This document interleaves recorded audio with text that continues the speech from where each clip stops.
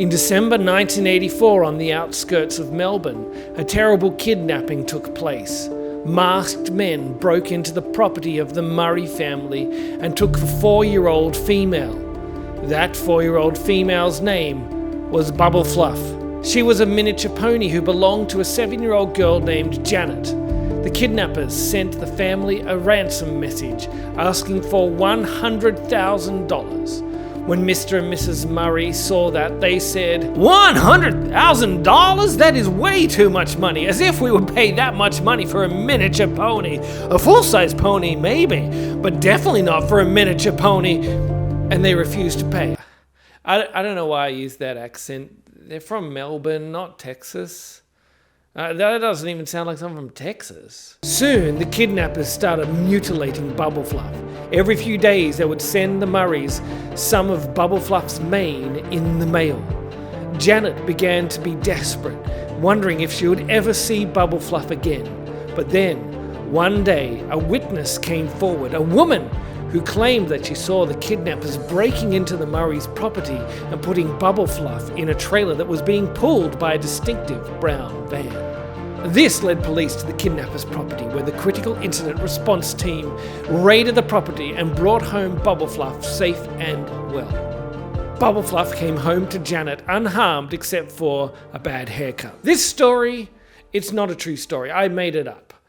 But the reason is that I think there's probably a lot of stories about witnesses who come forward and change the course of a case, but I don't know them. So I asked ChatGPT to give me some examples, and ChatGPT said, "Do your own work, chump." So I decided to just make one up because I didn't want to do the research. The point is that witnesses are important. Witnesses can change everything. Witnesses tell the truth about what they know, and they help other people to better understand reality.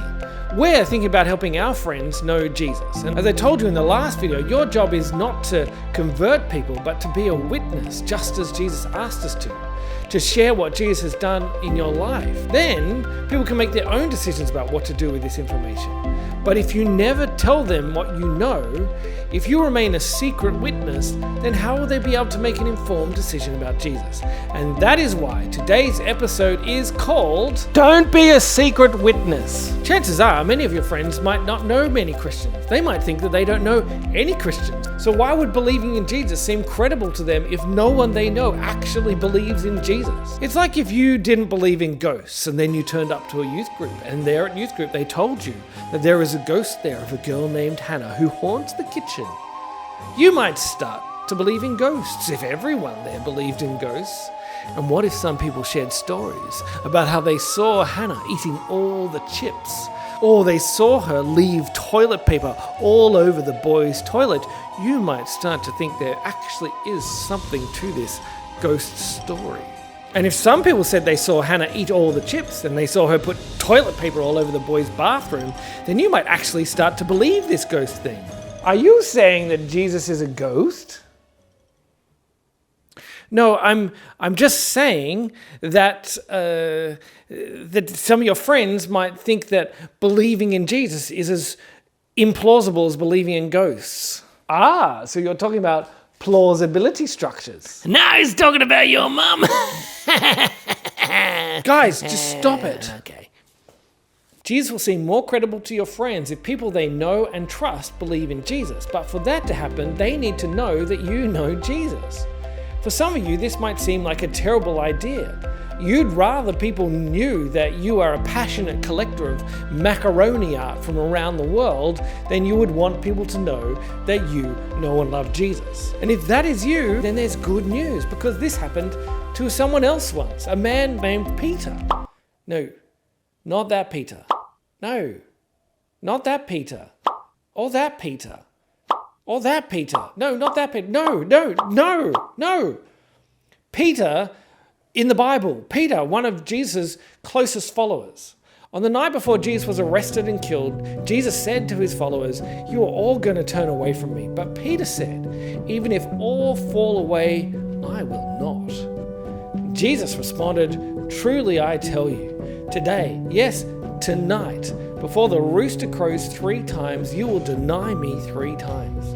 But Peter insisted emphatically, even if I have to die with you, I will never disown you. But guess what happened? What? After Jesus was arrested, Peter was hanging out at his sham trial, and a young servant girl who was probably just a teenager insisted that Peter knew Jesus. And he said, "Nope, I definitely do not know Jesus. I have never met Jesus. I am not one of his followers. May God curse me if I know Jesus." No! No! No! He did this 3 times. And when Peter realized what he was done, he had felt terrible. And you might feel a bit like Peter, but the good news is that after Jesus died and rose again, he went and he found Peter and he forgave him. And then Peter was filled with the Holy Spirit, which is God's presence, who empowered him to go and preach. And then Peter went and stood in front of thousands of people and called them to follow Jesus. And then he was ridiculed, and later he was beaten, and he was put in prison, and eventually he was killed because he was a witness for Jesus. Peter had been transformed, and that same Holy Spirit who transformed Peter will help you so that you don't have to be a hidden witness. You can let your friends know that you know Jesus. So let me give you some quick tips on some ways that you can be known as a Christian. Tip 1, wear a Christian t-shirt. If you wear a t-shirt that says, "I'm a Christian, ask me about it," people will know that you're a Christian. It's probably not the most socially intelligent thing to do, but it would work. Tip 2, make Christian YouTube videos. Look at me, I'm a hero. Tip 3, tell people what you did on the weekend. Did you go to youth group on Friday night? Tell your friends. They might say, "What's youth group?" And you'll say, "Oh, it's where we go to eat food and hang out with friends and learn about Jesus." Did you go to church on Sunday? Tell your friends. If they ask you what you did on the weekend, you can say, "I went to church." And at some point, they might be curious and ask you, "What actually happens at church?" And look, there you go. You're sharing about Jesus.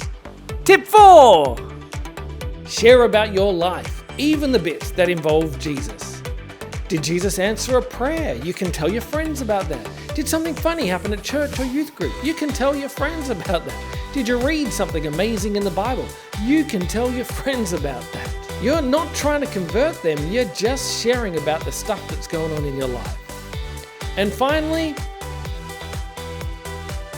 tip 5, pray for your friends. When your friends are having a rough time, pray for them. And then let them know that you prayed for them. If you're feeling really brave, you can ask for them on the spot, "Can I pray for you?" That'll make it clear that you're a follower of Jesus. Now, none of these things are going to convert anyone. But remember, it's not about converting your friends. It's at this stage just letting them know that you know Jesus. At some point, if they have a question about Christianity, they will ask you. Like if you've got that weird friend who loves trams and you've got a question about trams, you ask that friend. I mean, you probably don't have a question about trams, like most people don't have tram questions, but if you do, you would know who to ask.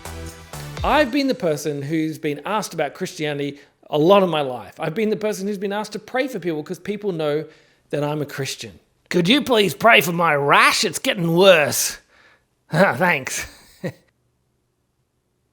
If you want your friends to know Jesus, then your friends have got to know that you know Jesus. But if that terrifies you, then remember that Jesus has given you his Holy Spirit, and he gives you everything you need to be brave. Ask Jesus to help you be known as a Christian, and he will give you opportunities to show others that you know Jesus, and he will give you the courage to take them. And that is how you stop being a secret witness. Hey, my rash got better. Great.